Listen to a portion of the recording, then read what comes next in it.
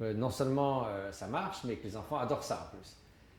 Je peux vous citer le cas d'une étude qu'a menée Richard Davidson dans l'université de Wisconsin à Madison.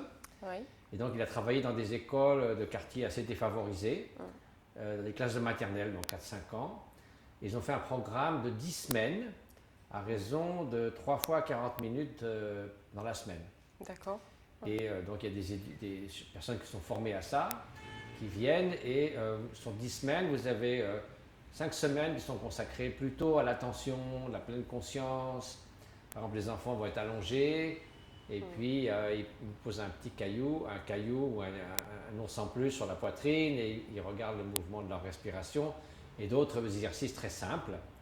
Et alors, les enfants adorent ça, hein. Ils demandent même aux instructeurs pourquoi vous ne venez pas tous les jours. Ouais. Et puis les cinq dernières semaines, c'est davantage consacré aux comportements prosociaux, à la bienveillance, à savoir la coopération, la gratitude, mais aussi l'empathie, c'est-à-dire que si par exemple un enfant est visiblement très triste, on fait venir un de ses camarades et il lui dit voilà, qu'est-ce qu'il ressent? Ben, il dit ben, il est triste, et qu'est-ce que ça te fait à toi? Il dit ben, ça me fait quelque chose ici. Et puis ils plantent ensemble des graines de l'amitié. Alors par exemple, ils doivent prendre soin des plantes qui vont pousser pendant ces 10 semaines. Et on dit voilà, l'amitié, c'est comme ces graines, il faut mettre un peu d'eau tous les jours, il faut en prendre soin.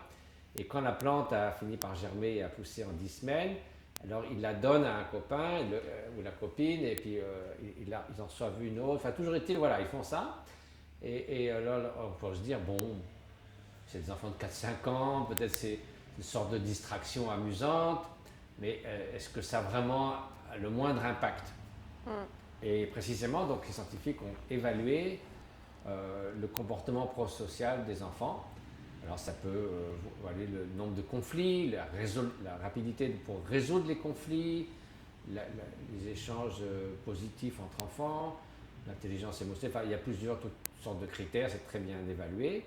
Et ils demandent à la fois aux parents à la maison et aux enseignants d'évaluer ça en fonction d'un questionnaire et d'interview.